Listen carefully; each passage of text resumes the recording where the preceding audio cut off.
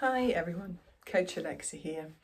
I've been reading sort of running related but not specifically running related books again.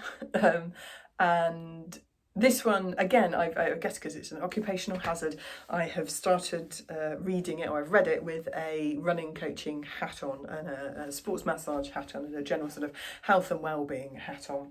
And it's a fantastic book. It's called Dopamine Nation.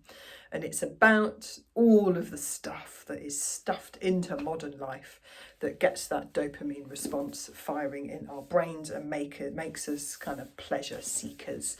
And the way that a lot of organisations and companies and stuff kind of taps into that in order to get us using their phones, their apps, etc. a little bit more. It's based on real life stories of quite severe and serious addictions, some of which make uncomfortable reading. Sex addiction through to opiate addiction, and lots of other sort of case studies. But the author uses these in quite a balanced way to try and demonstrate how you can free yourself of unhealthy habits, addictions, cravings, as it were, for the stuff that I guess more average people, and most average people I would say, struggle with. So food, perhaps alcohol, perhaps social media usage, phone usage, perhaps shopping, perhaps even exercise addiction.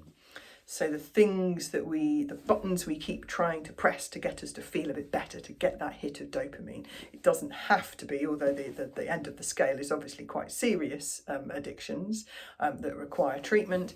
But actually a lot of us are pressing that dopamine button with sort of day-to-day stuff, and even with training and exercise, which is a really interesting one to think about.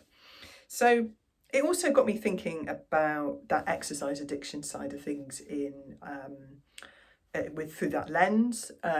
It's touched on a little bit in this book, but it got me thinking about it a bit more widely, because I think a lot of runners that I talk to say, oh, I have to go to a run. It makes me feel better. It's something I have to do. It makes me feel better afterwards.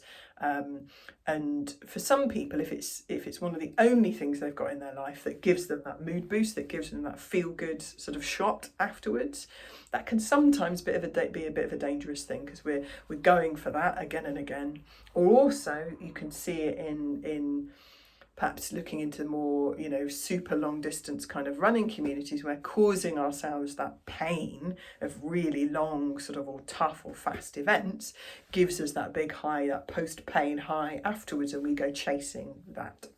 So it's not saying not to do any of these things. It's just saying, going in with your eyes open as to the chemical reaction that we're sort of getting hooked on and the button we're trying to press in our brain. And it also got me thinking about these sort of more minor addictions that we struggle with in everyday life, like smartphone use, like food, and how to have a healthy relationship with that. And I think pretty much everyone has got a degree of complexity around their relationship with food and smartphone use.